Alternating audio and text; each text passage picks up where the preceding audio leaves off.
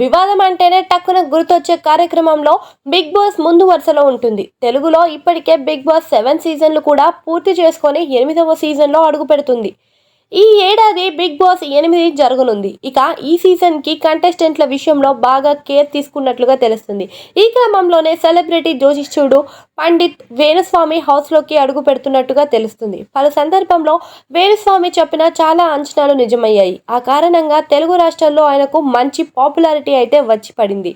అయితే ఈ క్రమంలోనే ఈ మధ్య వేణుస్వామి తెలంగాణలో కేసీఆర్, ఏపీలో వైఎస్ జగన్ గెలుస్తారని చెప్పాడు. కానీ అది జరగలేదు.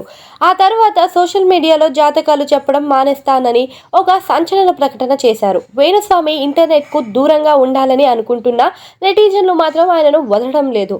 ఆయనకు ఉన్న ఈ క్రేజ్ని బిగ్ బాస్ టీం గురించి అట్లనే గుర్తించి ఆఫర్ చేసినట్టు వార్తలు కూడా వస్తున్నాయి. వేణుస్వామి లోపలికి వెళ్తే కంటెంట్ ఇవ్వడం పక్కా కాబట్టి జనం టీవీలకు అతుక్కుంటారని బిగ్ బాస్ నిర్వాహకులు కూడా నమ్ముతున్నారట. ఈ క్రమంలోనే బిగ్ బాస్ చరిత్రలో ఏ సెలబ్రిటీ తీసుకొని పారితోషికాన్ని వేణుస్వామి ఆఫర్ చేశారని అంటున్నారు. ఇక ఈ మేరకు ప్రచారం జరుగుతూ ఉండగా అందులో నిజాలు ఎంతవరకు ఉన్నాయనేది తెలియాల్సి ఉంది. ఇక ఇప్పటికే బర్రెలక్కను, కుమారి ఆంటీని సెలెక్ట్ చేశారంటూ పలు వార్తలు కూడా వస్తున్న నేపథ్యంలో షో స్టార్ట్ అయ్యేతే కానీ అది ఎంతవరకు నిజం అనేది తెలియదు.